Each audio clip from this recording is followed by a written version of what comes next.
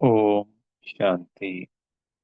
आज 11 अक्टूबर 2024 के महावाक्यों के मनन चिंतन में प्यारे मीठे बाप दादा ने कहा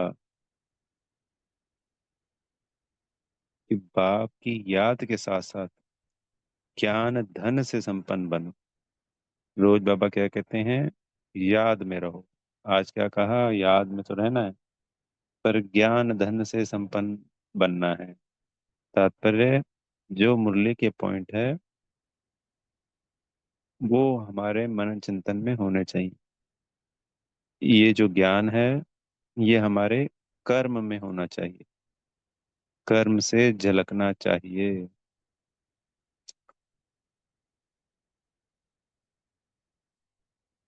बाबा ने कहा कि जैसे बुद्धि में सारा ज्ञान हमेशा घूमता रहे। बाबा ने अनेकों मुरलियों में कहा है कि जब हम सृष्टि चक्र को घुमाएंगे तो हम चक्रवर्ती राजा बन जाएंगे। तो कितना महत्वपूर्ण है ये सृष्टि चक्र घुमाना, याद करना। बाबा ने कहा विकर्म विनाश होते हैं, जैसे वो सुदर्शन चक्र ले कहते थे ना कि वो जाता था और पाप का विनाश करके वापस आ जाता था। तो ये सुदर्शन चक्र भी हमारे किए हुए विकर्मों का विनाश करता है, बुराइयों का विनाश करता है। इसके पीछे गहरे रहस्य तो नहीं जानते कि इसका क्या किस तरीके से है। पर बाबा ने कहा कई एक बार एक पॉइंट याद है कि इससे तुम ज्ञान जो तुम्हारा है वो निखरता है सुदर्शन चक्र से। तो ज्ञान भी निखरता है, चक्रवर्ती राजा भी बनते हैं, विक्रम भी विनाश होते हैं। और भी अनेकों मुरलियों में पॉइंट लिखे तो नहीं, जैसे एक एक पॉइंट बाबा क्लियर करते हैं कि सुदर्शन चक्र घुमाने से ये होता है, सुदर्शन चक्र घुमाने से ये होता है, ये होता है। हम सबको अपने नियम में पक्का कर लेना चाहिए कि रोज सुदर्शन चक्र तो घुमाना ही घुमाना है। क्योंकि हर एक दिन छोड़कर या 2 दिन छोड़कर, और कई बार तो लगातार अनेकों अनेक दिन तक लगातार कहते हैं बाबा सुदर्शन चक्र घुमाने के लिए। तो आज भी घुमाना है, और जब तक पुरुषोत्तम संगम युग है तब तक रोज ही सुदर्शन चक्र जरूर घुमाना है, जितने ज्यादा से ज्यादा हो सके। कोई लिमिट नहीं है।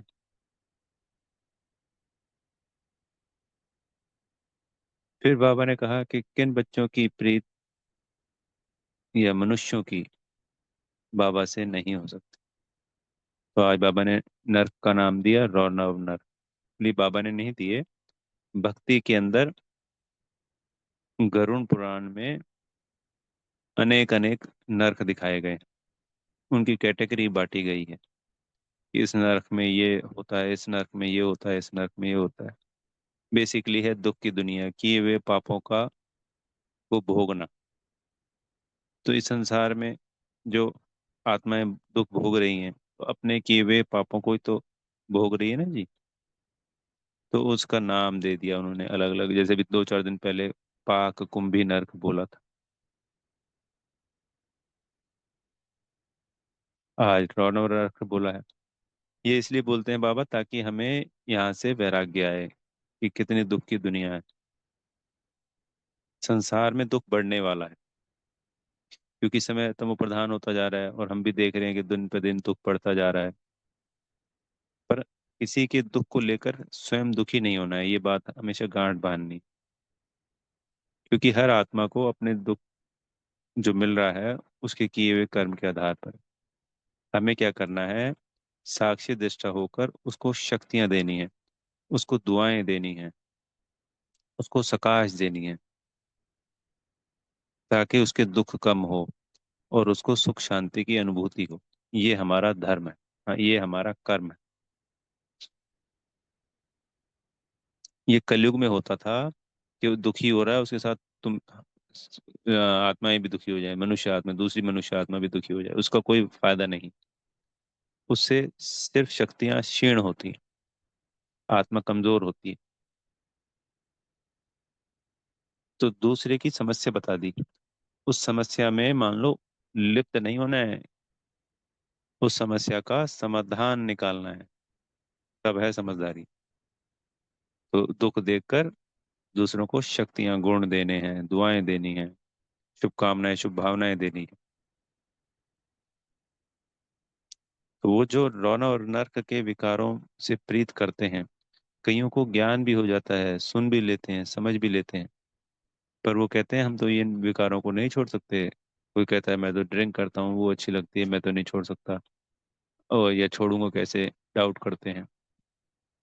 कोई किसी विकार की बात करते हैं, कोई किसी विकार की बात करते हैं, कोई कहते हैं जी हम तो खाने पीने के शौकीन हैं, तुम्हारे यहाँ तो बड़े खाने पीने के कायदे हैं, हम तो नहीं आ सकते जी, ये नहीं कर सकते हम तो। वो भी कमी कमजोरी है, विकार। व्यर्थ में खाए जा रहे हैं, भूख नहीं है तब भी खाए जा रहे हैं, लालच से। तबीयत खराब हो गई है, जिस चीज से तबीयत खराब हो रही है फिर भी वही खाए जा रहे हैं।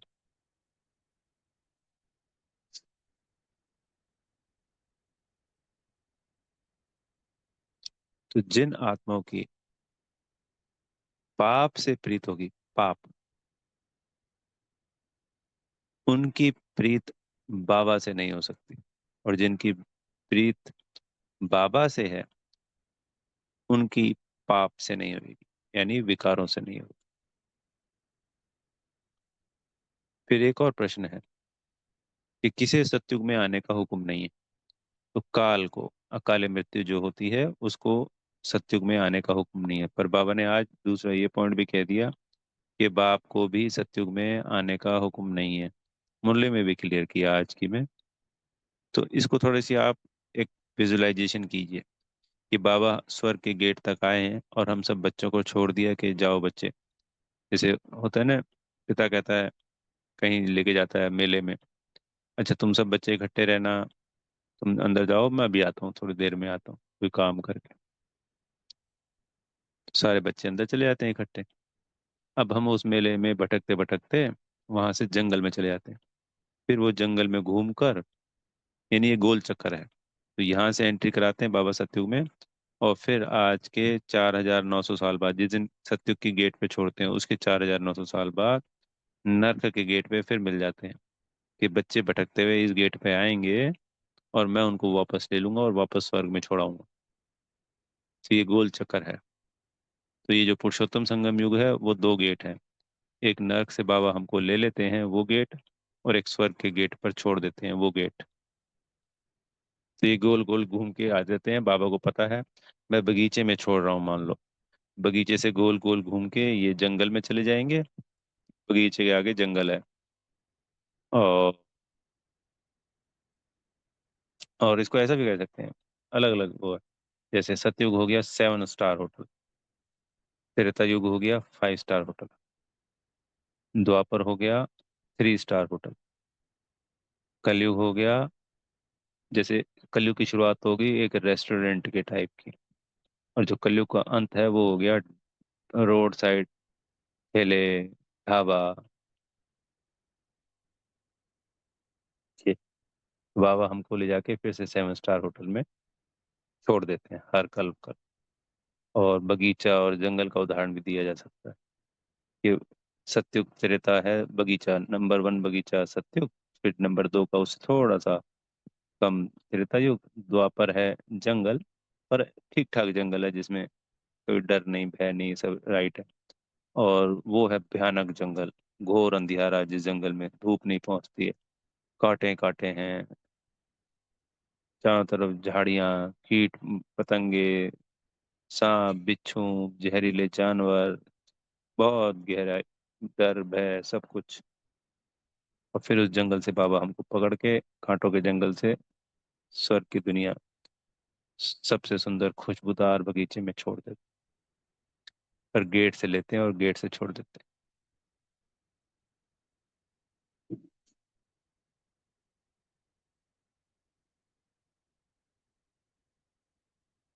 फिर बाबा ने आज कहा हमें हमेशा याद अक्षर कहना चाहिए। हम कहते रहते हैं मेरा योग नहीं लगता, मेरा योग नहीं लगता। ये हमें ना छोड़ना चाहिए इस आदत को। हमेशा, एक तो ये कहना ही नहीं चाहिए कि योग नहीं लगता। आज बाबा ने हमें कहा कि जानवर को भी अपना पिता याद रहता है, अपने माँ बाप याद रहते हैं। तो इससे समझना चाहिए कि बाबा हमें क्या कहना चाह रहे हैं। बाबा ने क्लियर किया कि जब तक देही अभिमानी नहीं बनोगे तब तक याद नहीं रुकेगी। तो योग अक्षर का प्रयोग नहीं करना है, याद अक्षर करना है। योग तो सन्यासियों ने कहा। कोई कभी हम अपने माँ बाप को, लौकिक माँ बाप को याद करते हुए योग शब्द का थोड़ी प्रयोग करते हैं। यही तो कहते हैं कि मम्मी की याद आ रही है, पापा की याद आ रही है, या बहुत याद आती है, या मेरे को तो बिल्कुल भी याद नहीं आती है। यही तो कहते हैं। कभी ये थोड़ी कहते हैं योग जोड़ी लगा है मेरा उनके साथ। तो इसलिए ये परिवार है, रियल परिवार है हमारा। 5,000 साल में हमें यही एक रियल परिवार मिलता है, क्योंकि ये सब कुछ रियल है, सत्य है, यथार्थ है। इसके अलावा सब कुछ एक नाटक है, कल्पना है, क्योंकि हम इस सृष्टि चक्र में आ चुके हैं। अब इससे बाहर नहीं निकला जा सकता, क्योंकि आत्मा और परमात्मा, जो परम धाम, ये हमारा रियल घर है और रियल संबंध है। बस इसके बाद नाटक में आना ही है। तो ये नाटक क्या होता है? ड्रामा, एक झूठ, एक कल्पना होती है।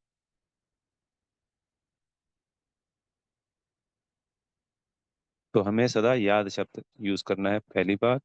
दूसरी बात, अपने मन को, बुद्धि को समझाना है कि हाँ नहीं, मुझे तो याद रहती है, मैं तो बाबा को याद कर सकता हूँ हमेशा। पॉजिटिव, और क्योंकि हमने पवित्रता धारण की है। पवित्रता धारण करने पे क्या होता है कि जो हम संकल्प करते रहते हैं बार बार बार बार बार बार, वो सत्य सिद्ध होते हैं, क्योंकि पवित्रता में शक्ति होती है। तो जब हमने ये पवित्रता धारण कर ली और हम बार बार कह रहे हैं मेरा योग नहीं लगता, मुझे तो याद नहीं रहती, तो ये भी तो सिद्ध हो रहा है ना जी। कोई भी हम नेगेटिव बार बार बार बार बार बार सोचे जा रहे हैं, व्यर्थ। इसके वरदान में कहा कि व्यर्थ से मुक्त आत्मा बनना है हमको। तो सदा ही पॉजिटिव पॉजिटिव पॉजिटिव, सोमान में रहना, बाबा को याद करना, सुदर्शन चक्र घुमाना। फिर आज बाबा ने स्लोगन में कहा हमको कि बाबा, नंबर 1 में आना है तो ब्रह्मा बाबा के कदम पे कदम रखो, यानी उनको फॉलो करो। इस तरीके से फरिश्ता बनना, परमधाम जाना, कभी बाबा को भ्रकुटी में याद करना, अपने आप को निराकारी स्थिति में देखना, अनेकों अनेक बाबा ने अभ्यास बताए हैं। मुरली का मनन चिंतन करना, मुरली पढ़ना। बोरिंग हो ही नहीं सकता कुछ भी। कभी कोई बच्चे कहते हैं बोर है, जब भी मन को व्यर्थ से, या उस वो जो जिस चीजों में लिप्त है उससे अलग हटा के नई चीजों में लगाएंगे, वो थोड़े समय के लिए बोरिंग लगता ही लगता है। पर वो फिर 5 7 10 दिन बाद सबको ठीक लगने लगता है, क्योंकि मन बुद्धि कभी नहीं चाहेंगे कि जो जिस भेड़ चाल में चल रहे हैं उससे रास्ता बदला जाए, कभी भी नहीं चाहेगा वो। उसी की तो अधीन हो गई ना आत्मा। तो आत्मा को उससे बाहर निकालना है।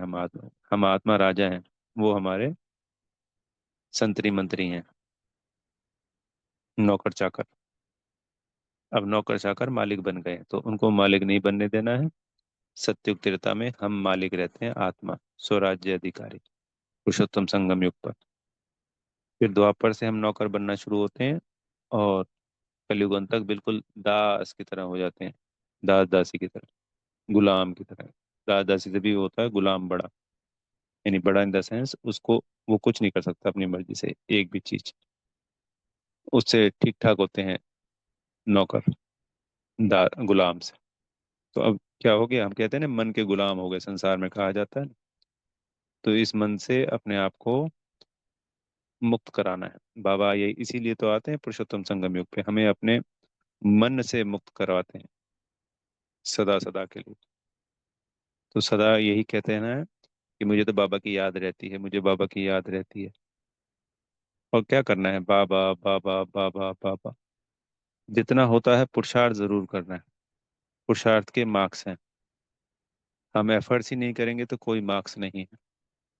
बाबा ने कहा ना कि अगर अभी निरंतर याद रह जाए तो अभी कर्मातीत अवस्था हो जाए, और फिर ये शरीर छोड़ के जाना पड़े। और ब्रह्मा बाबा के बाद ये कर्मातीत अवस्था सबकी अंत में होगी इकट्ठी। बाबा ने क्लियर कर रखा है। तो हमेशा सदा निश्चिंत रहना है हमें। तो अपने घर शांति धाम को याद करना है, पावन बनने पे पूरा पूरा ध्यान देना है, खान पान का ध्यान रखना है।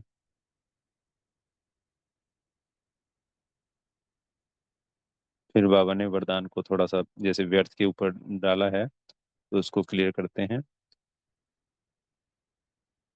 कि महान आत्मा, संत आत्मा, सेंट, उसे कहेंगे जो व्यर्थ और माया से इनोसेंट हो, यानी उसको नॉलेज ही ना हो, ज्ञान ही ना हो व्यर्थ का और माया का। जैसे बाबा ने कहा देवता इनोसेंट रहते हैं, उनको थोड़ी पता है व्यर्थ और माया क्या होती है। तो अपने ऐसे संस्कार को इमर्ज करना है। तो व्यर्थ के अविद्या स्वरूप बनना है, यानी नॉलेज ही ना हो। विद्या, अविद्या का मतलब नॉलेज नहीं होना, हमें पता ही नहीं कि व्यर्थ होता क्या है। तो बाबा ने कहा समय, श्वास, बोल, कर्म सब में व्यर्थ से इनोसेंट बनो। ऐसा नहीं है कि सिर्फ मन में तो बन गए और फिर बाद में बोल ऐसे हो रहे हैं और कर्म भी व्यर्थ में जा रहे हैं, तो वो गलत हो जाता है। समय भी वेस्ट कर दिया, खाली जी मन पे तो हमने कंट्रोलिंग कर ली, नहीं सभी पे ध्यान दे। तो जब हमारे में ये व्यर्थ की अविद्या हो जाएगी तो दिव्यता स्वतः अनुभव होगी। स्वयं को भी अनुभव होगी दिव्यता, होती है ना, प्योरिटी की दिव्यता, और दूसरों को भी होगी। अच्छा। ओम शांति। बेहद का धन्यवाद प्यारे बाप दादा जी का। आप सब आत्मा भाइयों का बेहद का धन्यवाद और बेहद की शुभकामनाएं। आप सभी ब्रह्मा बाबा के कदम पर कदम रखने वाली दिव्य आत्माएं, बेहद की शुभकामनाएं।